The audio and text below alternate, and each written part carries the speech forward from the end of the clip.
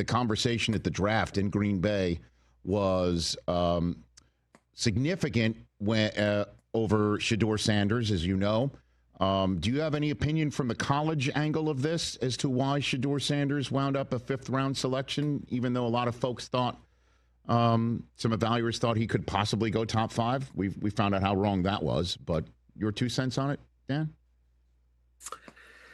I'm not an evaluator. I thought Shedeur, so who knows? The Shedeur I saw was a very good college football player, but was not a great one.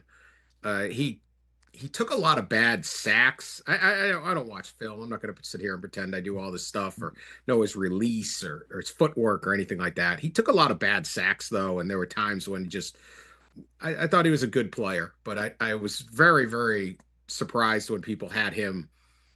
The draft conversation began and people were talking about it as a top 5 pick, and I was like, well, there's nobody in this draft. This is a reach to me. I just didn't see it. And sometimes you don't see it and you're wrong, and sometimes you don't and you're right. And to me, Shedeur Sanders was more of a mid-level pick. And then I think when you get into those rounds, it can be hard to,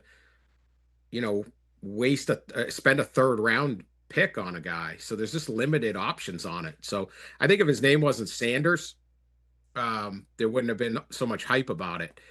And then I think, all the other stuff, the Shedeur Sanders I met was incredibly polite and nice, shook everyone's hand, just, for whatever that's worth, but obviously didn't convey that in the meetings and stuff. Probably didn't run the draft process very well. Just not a pure talent that I think teams were willing to make that risk on. So did I think he'd go 5th round or behind, say, Dylan Gabriel? No, but I wasn't surprised he wasn't a first rounder. Well, you're definitely not wrong about if his name wasn't Sanders, we wouldn't be discussing it as much, because Quentin Ewers wound up a 7th round draft choice, Dan. Absolutely. I mean, the former number 1 recruit overall, 2 Final Fours in college football. Really made an incredible play to win the Arizona State game. It's definitely kind of surprising he dropped so far. So I'm not sure what they're seeing with him. Also, maybe not the greatest athlete. They're really into athletes now. We've had this discussion before, but like, where would Peyton Manning? How would Peyton Manning be discussed? Well, seriously, like, he's not mobile.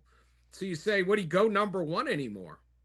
Well, obviously, I think Peyton Manning today's game would still be a Hall of Famer and be one of the greatest of all time. But how would they view Peyton Manning now? Well, his nephew was front and center at the draft, Dan, in the fact that when Cleveland got a 1 for 2026, the Rams got a 1 for 2026, that these were 2 teams looking towards the future. And the future draft, thinking that Arch Manning could be in it. What's your opinion of Arch Manning's Texas tenure and whether it could be one and done as a full-time starter and go into next year's draft as you and I are sitting here in the first week of May? It could definitely go one and done. I have no idea how good he is, but he can run. He's very athletic. And he says he got it from his mom. His dad was a wide receiver, though. Cooper was a wide receiver, so Arch Manning can run, and I just wonder, he does not play like the hopefully he throws and reads and is as good as his uncles, but he has a different skill set than they do. So it's going to be really interesting. He's going to be surrounded by incredible talent at Texas this season. They're loaded, and look, if he leads them to deep in the playoffs or wins a national championship, like a lot of people have them preseason number 1. Yeah, sure, he could be one and done. Absolutely. All right. Catch the Rich Eisen Show live weekdays from 12 to 3 p.m. Eastern on Roku Sports Channel in the U.S.